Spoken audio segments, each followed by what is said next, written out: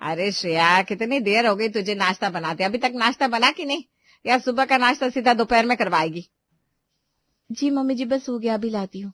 आज मैंने आलू के पराठे बनाए, चीकू को बहुत पसंद है ना। बस नाश्ते में रोज रोज ये पराठे बनाकर रख देती है हमारे सामने। तुझे और कुछ बनाना नहीं आता क्या? अरे उम्मा के घर देख कर आ, उसकी बहू बिल्कुल सजा कर एक से बढ़कर एक नाश्ता परोसती है, देख कर ही भूख दुगनी हो जाए। मम्मी, पर उमा आंटी के घर पर तो कुक है ना, आप बता रही थी कुछ दिन पहले। हाँ हाँ कुक है, पर खाना तो उसकी बहू ही लगाती है। और क्या कुक इंसान नहीं होता है? जो कुक बना सकता है वो बहू भी बना सकती है। हर काम करने का एक ढंग होता है, सलीका होता है, वो वैसे ही अच्छा लगता है। हाँ मम्मी, अब हमारी कमला को ही देख लो, कितने सलीके से बर्तन साफ करके उसे किचन में सजा कर जाती है। एक एक बर्तन उसकी अपनी जगह मिलता है, मजाल इधर से उधर हो जाए। श्रेया नाश्ता लेकर आते हुए मन ही मन बड़बड़ाती है। अब इन लोगों को कौन समझाए कि उस कमला के जाने के बाद मैं ही देखती हूँ कि कुछ इधर उधर तो नहीं है, बर्तन ठीक से साफ तो है ना, और जो भी थोड़ी गड़बड़ होती है उसे ठीक कर देती हूँ। पर इन्हें तो मेरा कुछ भी किया हुआ नजर नहीं आता, बस उस कमला का नजर आता है। मम्मी, अब क्या सोचने लगे? जल्दी से नाश्ता दो ना, मुझे स्कूल जाना है। हाँ बेटा, ये लो आपके पराठे और ये रहा दही। श्रेया, अब नाश्ता ले आई है तो मुझे भी दे दे। मुझे नहीं खाने ये रोज रोज पराठे। अरे भाभी यार, थोड़ी डिफरेंट डिश बनाया करो ना, और अलग अलग तरीके से सर्व किया करो। सच में आपको ना कुछ भी नहीं आता।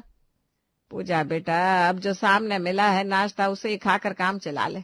श्रेया को तो मैं बोल बोल कर थक गई हूँ कि खाना ऐसा बनाया कर जिसे देखकर खाने का मन करे।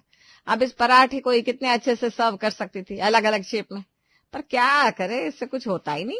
मम्मी जी, मैं आप लोगों के लिए बड़े मन से खाना बनाती हूँ, फिर भी आप लोग हैं कि कुछ न कुछ कमी निकालते ही रहते हैं। श्रेया बेटा देखो, बुरा मत मानना, पर तुम्हारी सास जो कह रही है वो गलत नहीं है। तुमसे सही से एक काम नहीं हो सकता। अरे सिर्फ खाना बना लेना ही बड़ी बात नहीं होती, उसका सही तरीका भी होता है। अब कमला को देखो, वो चाहे तो बर्तन कैसे भी मांज कर चली जाए, पर उसके काम की सफाई देखो। तभी कमला वहां आई और रामेश्वर की बातें सुनकर कहा, थैंक यू साहिब, आपने मेरे काम को समझा, वरना तो ये श्रेया भाभी बस हमेशा ही मेरे पीछे पड़ी रहती है। ये श्रेया को बोलने दे कमला, तेरे जैसा काम तो कोई कर ही नहीं सकता। कितने सलीके से तू एकदम सफाई से बर्तन धोती है, हमें दिखता नहीं है क्या? मैम साहब, ये बात बराबर बोली। मैं इस घर को अपना ही घर मानती है, इसीलिए एकदम सफाई से काम करती है। कमला तू जहाँ यहाँ से जाकर किचन के सारे बर्तन खाली कर और फिर धो दे। यहाँ इतना बकबक कर रही है, अब तुझे देर नहीं हो रही? जाती है जाती है, काई को इतना भड़क रही है। अच्छा साहब, नमस्ते। हाँ चलो भाई, मेरा नाश्ता तो हो गया। चीकू, नाश्ता हो गया ना तुम्हारा? तो चलो स्कूल बैग ले लो, मैं तुम्हें स्कूल छोड़ देता हूँ, फिर ऑफिस चला जाऊंगा। हाँ पापा, मैं अभी बैग लेकर आता हूँ। चीकू भाग कर रूम में गया और जल्दी से अपनी बैग ले आया। निकुंज के साथ स्कूल चला गया। श्रेया के साथ ये रोज की कहानी थी। जब भी वो घर का कोई काम करती तो घर पर किसी को भी पसंद नहीं आता, कुछ न कुछ मीन मेक निकाल ही देते। उनके लिए तो उनकी बहू से अच्छा काम उनकी नौकरानी करती थी। ऐसे ही एक दिन श्रेया कपड़े धोकर छत पर सुखा रही थी। निर्मला ने देखा और कहा, श्रेया बेटा, ये कैसे कपड़े धोए हैं? तुम्हारे हाथों में सफाई नहीं है। अरे धुले हुए कपड़ों में नई जैसी चमक होनी चाहिए। तेरे पापा जी का कुर्ता देख, ऐसा लग रहा है जैसे 100 साल पुराना हो। मम्मी जी, मैंने तो कपड़ों को खूब रगड़ रगड़ कर साफ किया है, और ये पापा जी का कुर्ता तो सच में पुराना ही हो चुका है। आपको याद है ना, ये कुर्ता पापा जी ने 2 साल पहले दिवाली पर लिया था। अरे बेटा, कपड़ों को सिर्फ रगड़ने से कुछ नहीं होता, कपड़ों को धोने का तरीका होता है जिससे कपड़ों की चमक बनी रहती है। पता नहीं क्यों तुम्हारी माँ ने तुम्हें कुछ सिखा कर नहीं भेजा। अरे कपड़े कितने ही पुराने हो जाए, धोने के बाद एकदम नई जैसी चमक होनी चाहिए। अब हमारे बर्तन भी तो पुराने हो गए, पर देखो कमला कैसे सारे बर्तनों को चमका कर रखती है। हद हो गई मम्मी जी, अब इसमें बीच में कमला कहाँ से आ गई? हर बात में बस कमला कमला करते रहते हैं आप सब। घर की बहू से अच्छी आपको नौकरानी ही लगती है। अरे इसमें नाराज होने वाली क्या बात है? कमला का काम है ही एकदम परफेक्ट, तो उसकी तारीफ तो करनी पड़ेगी। काम वालियों को पता होता है काम कैसे करना चाहिए। अब श्रेया ने कुछ नहीं कहा। गुस्से में छत पर कपड़े सुखाकर वो अपने कमरे में चली आई और उसने अपनी मम्मी रेखा को फोन लगाया। Hello mummy. हाँ बेटा बोल, कैसी है? घर पर सब ठीक है ना? क्या बताओ मम्मी, मैं तो तंग आ गई हूँ इन लोगों के ताने सुन सुनकर। अरे कितना भी अच्छा काम कर लो, इन्हें मेरे काम में नुक्स मिल ही जाते हैं। अरे बेटा, वो तो हर ससुराल वालों की आदत होती है, बहू के काम की कदर कभी नहीं करते ये लोग। तो दिल छोटा मत किया कर, अक्ल से काम ले। अरे मम्मी, बाकी सब तो ठीक था, पर अब इनको मुझसे बेहतर वो कमला लगने लगी है, जो हमारे यहाँ बर्तन धोती है। मतलब हद होती है किसी चीज की, हर बात पर कमला से कंपेयर करते मुझे। ये बात तो गलत है। जितने अच्छे से बहू घर संभालती है, नौकरानी इतने अच्छे से कभी भी घर का काम नहीं कर सकती। अरे उसका कौन सा कोई सगा बैठा है यहाँ जो सबकी पसंद के हिसाब से काम करे। वही तो मम्मी, अब जैसे चीकू खाना नहीं खाना चाहता तो उसे बहला फुसला कर कुछ अलग चीज उसकी पसंद की बनाकर खिलाना पड़ता है। मम्मी जी पापा जी को एकदम गरम गरम रोटियां चाहिए होती है, उन्हें उनके हिसाब से बनाकर देना होता है। अगर मैं कुक रख भी दूं तो क्या वो ये सब करेगी? एक काम करना बेटा, तो खाना बनाने की और बाकी कामों की नौकरानी रखी दे। 1 महीने में अकल ठिकाने लग जाएगी इन लोगों की। हाँ मम्मी, ये आपने बिल्कुल ठीक कहा, अब मैं ऐसा ही करती हूँ। Bye mummy. बाय बेटा, अपना ध्यान रखना। अब श्रेया ने अपनी मम्मी के कहने पर घर में और 2 नौकरानियां रख ली, एक कपड़ों के लिए और एक खाना बनाने के लिए। बर्तन धोने के लिए तो कमला थी ही। अब श्रेया के घर 3 नौकरानियां हो गई थी। आज चंपा और झुमकी पहले दिन श्रेया के घर आई। नमस्ते मैडम, मैं आपके घर खाना बनाने को आई है। बताओ खाने में क्या बनाने का है? ये सब क्या है? क्या हमारे छोटे से परिवार के लिए 3-3 नौकरानियां काम करेंगी? बिल्कुल सही समझा पापा जी आपने। मुझ में तो काम करने का सलीका नहीं है ना। किसी को इस घर में मेरे हाथों का काम समझ में नहीं आता, तो बस आज के बाद ये 3 नौकरानियां ही घर संभालेंगी। अच्छा, मतलब ये झुमकी खाना बनाएगी और ये चंपा किस लिए है? भाई मैडम कपड़े धोने में एकदम एक्सपर्ट है, एकदम जगह आपके कपड़े धोकर प्रेस करके देगी, बस मेरे पीछे लगने का नहीं। हाँ मैडम, मैं भी ना एकदम साफ साफ बता रही, मच नहीं चाहिए मेरे को। अच्छा, अरे वाह, अब तो हम कुक के हाथ का खाना खाएंगे। झुमकी तुम्हें क्या क्या बनाना आता है? देखो हमें ना खाना सजा कर ही सर्व करना। चाइनीज से लेकर इंडियन इटालियन सब बना लेती है, चिंता नहीं करने का मैडम। खाना बनाकर एकदम सजा कर टेबल पर रखी, जिसको लेना है लेकर खा ले। लो भाई, अब अच्छा खाना खाने के चक्कर में खुद परोस कर भी खाना होगा। भाई मुझे तो कभी श्रेया के खाने से कोई प्रॉब्लम नहीं थी। अरे निकुंज, तुझे अच्छा खाना मिल रहा है ना, फिर क्यों बकवास कर रहा है? चुपचाप बैठ। ठीक है झुमकी, आज खाने में तो पनीर मसाला, मटर पुलाव, दाल मखनी और नान बना ले। ओके मैम, सब बना लेगी। और चंपा, तू बाथरूम में सारे कपड़े भिगो कर रखे, जाकर धो ले। देखो तो कितनी सफाई है तेरे हाथों में। बस मैम, सब पगार एकदम टाइम से देने का, मैं आपको शिकायत का मौका ही नहीं देगी।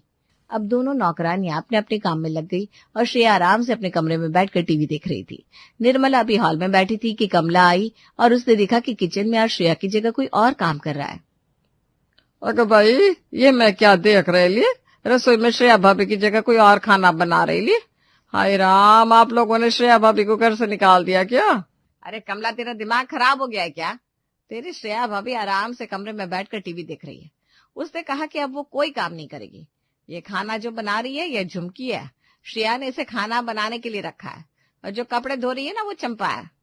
ओह, अब मेरे को समझ में आया। समझ में आ गया ना? तो अब जाकर अपना काम खत्म कर जा।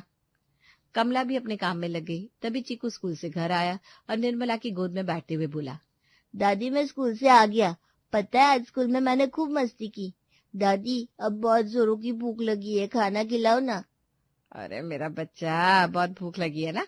जा जल्दी से कपड़े बदल कर हाथ मुंह धोकर आ, मैं तेरे लिए खाना लगवाती हूँ। श्रेया, जरा चीकू के कपड़े बदल दे। जी मम्मी जी, अभी बदल देती हूँ। श्रेया ने चीकू के कपड़े बदले और वापस निर्मला के पास खाना खाने के लिए भेज दिया। दादी मम्मी ने कहा है दादी को बोलो जाकर झुमकी को बोल देगी तुम्हें खाना दे दे। अरे झुमकी, चीकू के लिए खाना लगा दे, उसे भूख लगी है। हाँ मैम साहब, अब भी लगाती है। झुमकी ने चीकू को खाना लगा दिया। ये लो चीकू बाबा खाना। मेरे हाथ का खाना खाएगा ना तो अपनी मम्मी के हाथ का खाना भूल जाएगा। ए झुमकी, तेरे को क्या लगता है श्रेया भाभी अच्छा खाना नहीं बनाती क्या? तू चीकू बाबा को भड़का रही है। रुक, मैं श्रेया भाभी को बोलेगी। ये भाभी की चमची, मैं कोई किसी को भड़का नहीं रही, अपना खाने का तारीफ कर रही है, ज्यादा मत बोल। अरे बस करो तुम दोनों, इस घर में तू मैं नहीं चलेगी। जाओ यहाँ से, अपना काम करो। दादी मुझे ये खाना नहीं खाना, मेरा मन नहीं है, मुझे दाल चावल खाना है। झुमकी, जरा इसके लिए दाल चावल बना दे। देखो मेम साहब, अब सबके लिए अलग अलग खाना नहीं बनेगा मेरे से। एक बार में सारा खाना बना दिया है, अब एक्स्ट्रा कुछ बनवाना है तो उसका एक्स्ट्रा चार्ज लगेगा। और आज तो मैं एक्स्ट्रा चार्ज लेकर भी नहीं बनाएगी, मेरे को ना थोड़ा जल्दी जाने का है। मैं जाती है, खाना बन गया है, टेबल पर लगा दिया, सब खाना खा लेना। दादी खाना भूख लगी है। अरे श्रेया बेटा, चीकू ये खाना नहीं खा रहा है, उसके लिए कुछ बना दे। वो मम्मी जी आप देख लीजिए, अब मेरे हाथ में तो स्वाद भी नहीं है और ना मैं सही से सलीके से कुछ बनाती हूँ, तो अब आपने पोते को आप ही खिलाइए। अब निर्मला ने चीकू के लिए खाना बनाया और उसे खिलाया। उसे समझ में आ रहा था कि श्रेया सबकी पसंद का और हेल्थ का कितना ख्याल रखती थी। खाने की टेबल पर भी यही हाल था। खाना सजा हुआ तो था पर बिल्कुल ठंडा हो चुका था। सबने जैसे तैसे खाना खाया। शाम को पूजा बाहर से आई और फ्रेश होने जैसे ही बाथरूम में गई, ओए माँ! पूजा की आवाज सुनकर घर के सभी बाथरूम में पहुंचे।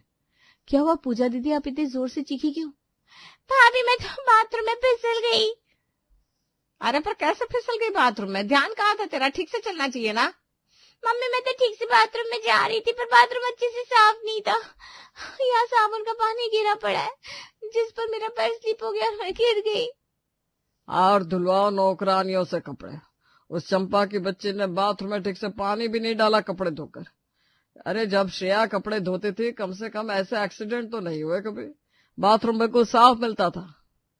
सही कहा पापा आपने, पर यहाँ किसी को कदर ही कहा है। खैर इन सब बातों का वक्त नहीं है। पूजा चलो डॉक्टर के पास चलते हैं। पूजा दीदी तो ठीक से खड़ी भी नहीं हो पा रही है, लगता है पैर की कोई हड्डी में चोट लगी है। हाँ, इसे हड्डी के डॉक्टर के पास ले जाना होगा। श्रेया तुम भी चलो मेरे साथ, पूजा को पकड़ने में हेल्प होगी। निकुंज और श्रेया पूजा को लेकर डॉक्टर के पास चले गए। इधर निर्मला का पारा चढ़ गया था। उसने चंपा को आवाज लगाई, चंपा, ए चंपा इधर आ।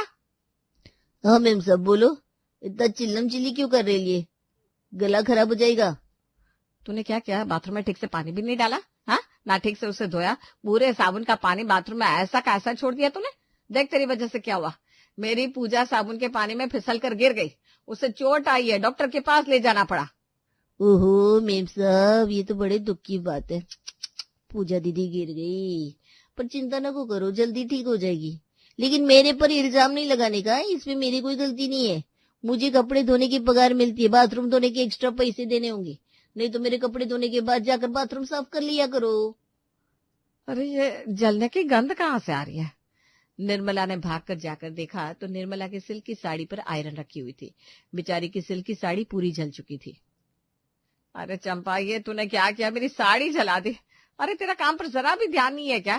तू ऐसे ही गर्म आयरन कैसे साड़ी पर रखकर इधर उधर हो सकती है? मैं पहले ही बोल रही है, मेरे पर चिल्लाने का नहीं। आवाज आपने लगाई थी मैम साहब, तभी मैं आई थी। और भूल हो जाती है, काई को टेंशन लेने का। सिल्क का साड़ी जल गया है तो मेरे को दे दो, मैं अपनी बेटी को ना इसका ड्रेस बनाकर पहना देगी। हाँ तो ये साड़ी लेकर जा और दफा हो जाए यहाँ से, और आगे से इस घर में कभी मत आना। तुझसे लाख गुना अच्छी मेरी श्रेया है, वो मेरे घर की बहू है और जिम्मेदारियां समझती है। अरे एक ही दिन में तूने पूरे घर का सत्यानाश कर दिया। तो जाती है मैं, मेरे कोई शौक नहीं इतनी बातें सुनने का। चंपा गुस्से में चली गई। कुछ देर में निकुंज और श्रेया पूजा को डॉक्टर को दिखाकर लेकर आए। पूजा की राइट लेग में प्लास्टर बंधा था। हे भगवान, ये क्या हो गया पूजा को? हाय मेरी फूल सी बच्ची को पता नहीं किसकी नजर लगी। अच्छी भली थी थोड़ी देर पहले, अब देखो पैर पे पट्टा बंधवा कर आई है। अरे मम्मी किसी की नजर नहीं लगी, सब चंपा का कमाल है। आप लोग इतना मत घबराइए, मामूली सा फ्रैक्चर आया है, 1-1.5 महीने में ठीक हो जाएगा। पर जरा ध्यान रखा करिए। हाँ मैंने उस चंपा की बच्ची को काम से निकाल दिया है। श्रेया बेटा तू ही कपड़े धो लिया करना, तू जैसे धोती है वैसे ही ठीक है। एक ही दिन में इन सब ने मिलकर तहलका मचा दिया। ठीक है मम्मी जी, अब से मैं ही कर लूंगी कपड़े, लेकिन आपको भी समझना होगा कि जो पुराने कपड़े हैं उनमें नई जैसी चमक नहीं ला सकती मैं। अरे हाँ बेटा, समझ गई मैं तेरी बात। श्रेया पूजा के लिए कुछ खाने के लेकर आओ ना, फिर दवाई भी देनी है। श्रेया तू भी तो अभी डॉक्टर के पास से आई है, तू बैठ मैं लेकर आती हूँ खाने के लिए पूजा के लिए। निर्मला पूजा के लिए खाना लेने किचन में गई।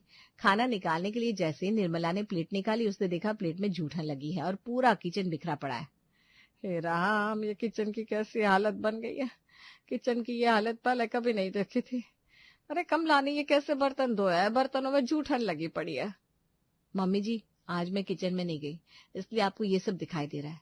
मैं कमला से खड़ी होकर बर्तन मंजवाती हूँ और जिस बर्तन में जूठन रहती है उसे देखकर दोबारा उसे धोने के लिए देती हूँ। उसके जाने के बाद सारे बर्तनों को करीने से मैं ही सजाती हूँ। भाभी, आप बिना जताए हमारे लिए कितना कुछ करती हैं, और हम है कि हमेशा आपको कुछ न कुछ सुनाते रहते हैं। आज भी मेरे गिरने पर आपको मेरी कितनी फिक्र थी। मैं आज के बाद आपको कभी ताने नहीं मारूंगी। हाँ बेटा, नहीं चाहिए मुझे ये नौकरानी के काम, और ना ही मुझे सजावा पूरा परफेक्ट खाना चाहिए। तू जैसा बनाती है वह सब बहुत अच्छा है। कम से कम तू हमें गर्मा गर्म खाना तो खिलाती है। इस झुमकी के चक्कर में तो आज हमें ठंडा खाना खाना पड़ा। हाँ मम्मी, आप बिल्कुल सही बोल रही हो। और श्रेया इस घर की बहू है, ये उसका अपना घर है। वो हम सबसे प्यार करती है, इसलिए उससे बेहतर कोई घर नहीं संभाल सकता। हाँ बेटा, कल से कोई नौकरानी नहीं आएगी। श्रेया बेटा, तुम्हारा घर तुम ही संभालो। अरे पापा जी, ऐसा जुल्म भी मत करिए। अकेले इतना काम मैं कैसे करूंगी? झुमकी और चंपा को निकाल देते हैं, पर कमला को आने दीजिए।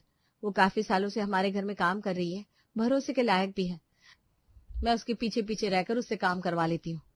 हाँ, ये भी सही है। कमला को तुम पहले से मैनेज करती आ रही हो तो तुम्हें दिक्कत नहीं होगी। तुम्हारा घर है, तुम्हें जिसे रखना है रखो, जिसे निकालना है निकालो। अब श्रेया के ससुराल में सब ठीक हो चुका था। झुमकी और चंपा की छुट्टी हो चुकी थी और श्रेया को अब किसी काम के लिए कोई कुछ नहीं कहता।